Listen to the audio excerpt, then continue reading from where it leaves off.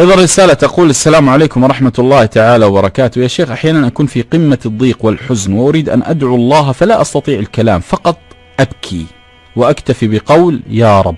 هل يستجيب الله لما في قلبي؟ الله يعلم ما في قلبك قبل أن تنطق. نعم، بإذن الله يستجيب.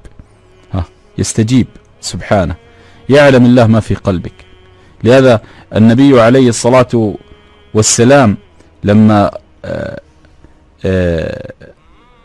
يعني أثار يعني حزن على قومه ما قالها، صمت. ماذا قال الله له؟ فلعلك باخع نفسك على آثارهم.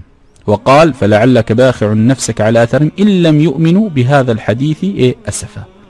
شوف، الله عز وجل علم ما في قلبه أنه حزين فأخبره بحزنه. يعني أنت يا محمد حزين وتهلك نفسك إن لم يؤمنوا، ما عليك منهم، إنا جعلنا ما على الأرض زينة لها. يعني لا تقلق أبدا، يعني لا تهلك نفسك. فعلم ما في قلبه من غير أن يتكلم. وأجمل شيء أجمل شيء أن يواسيك الله. شوف، أجمل شيء أن يواسيك الله سبحانه وتعالى. الله عز وجل شانه إذا واساك بمصيبة لم تكن في مصيبة بل أصبحت نعمة. لهذا الله عز وجل ماذا قال لنبيه؟ واصبر لحكم ربك فإنك بأعيننا. تعرف هذه الآية؟ واصبر لحكم ربك فإنك بأعيننا. رب العباد يقول لمحمد صلى الله عليه وسلم: أنت بعيني. تصور أنت الآن تشكو لي وأقول لك أنا أنت بعيني، إيش شعورك؟ قسما بالله الأرض لا تسعك.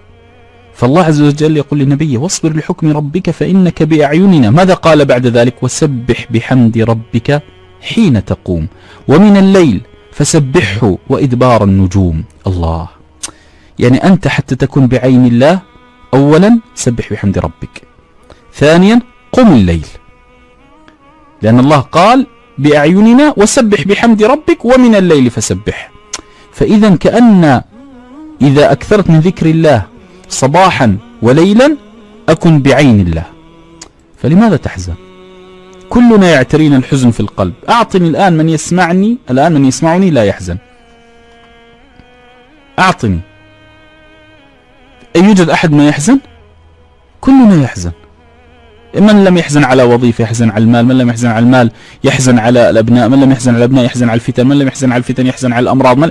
كلنا يحزن، لكن تستطيع أن توظف الحزن هذا أن يكون عداد حسنات يعمل لك. كيف؟ أن ترضى بما قدره الله. جميل. ترى هذه الدنيا دار شقاء وتعاسة وحزن وهم ونكد وغم، وعند الله سبحانه وتعالى دار سعادة، ما لا عين رأت ولا أذن سمعت ولا خطر على قلب بشر. وأقبل بعضهم على بعض يتساءلون قالوا إنا كنا قبل في أهلنا مشفقين. شوف، يعني نحن كنا يعني في الدنيا مشفقين على أهلنا، مشفقين على الناس، مشفقين على كل أحد. تصور، قالوا إنا كنا قبل في أهلنا مشفقين فمن الله علينا، اسمع، ووقانا عذاب السموم. فأنت يجب أن تعلم أن الدنيا مرحلة، سيأتي يوم بإذن الله تدخل الجنة وتذكر كل هذا وتضحك. تكلم زوجتك وأنت في الجنة: ذاكر يوم احترقت السيارة كيف زعلنا، وتضحك وأنت في الجنة. تخبر ابنك: تذكر يا بني لما أنت رسبت في الثانوية العامة أو لم تقبل في الوظيفة، وتضحك. شوف، حنا الآن في الجنة.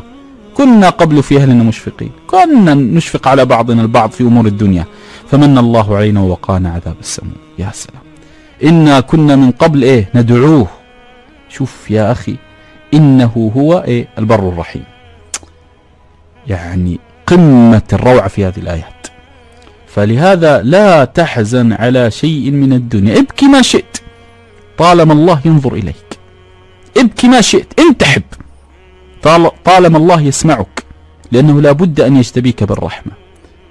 أنت إذا وقف الطفل أمامك وبكى مرة ومرتان وانتحب، تشفق عليه وإن لم تعلم ما به، مخطئ أم مذنب، ولا تكترث لذنوبه. لو طفل جاء وكسر نافذة المنزل وأنت قبضت عليه وبكى بين يديك ستأتي الرحمة، فكيف بأرحم الراحمين؟ هذا ابكي ما شئت، حتى إذا جن عليك الليل انظر للسماء وقل يا الله. يحقق أمنية ويرفع الهم والغم ويزيل الحزن ويقضي الدين. يحب الله عز وجل من يتكلم معه، يحب. جاء في الأثر إن العبد إذا قال يا الله، جاء في الأثر إن العبد إذا قال يا الله قال الله لبيك عبدي.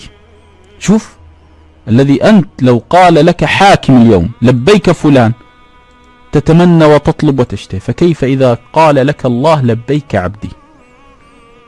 فلهذا انتحب وابكي، واعلم أن الله ما ضيق عليك إلا لأنه يحبك، ما أراك الهم إلا لأنه يحبك، ما أذاقك الشقاء إلا ليسعدك سبحانه وتعالى، ما أذاقك الحرمان إلا ليكرمك، ما أذاقك الفقر إلا ليغنيك، ما أذاقك المرض إلا ليطعمك العافية. هذه من سنن الله، وأنت تتعامل مع رب كريم سبحانه، لا ينظر لذنب اقترفته، ولا ينظر لبخل أتيت به، ولا ينظر لمعصية فعلتها، ينظر لقلبك، إلا من أتى الله بقلب سليم. لهذا أقبل على الله ولا تكترث بمعصية قد فعلتها، لأنك أنت تخاطب ورحمتي وسعت كل شيء. إذن كل شيء، وأنت شيء وأنا شيء والعالم كله شيء أمام رحمة الله. لهذا لما تقول لي إذا بكيت هل يستجيب الله؟ هي والله يستجيب، يستجيب رغم أنفك وأنفي.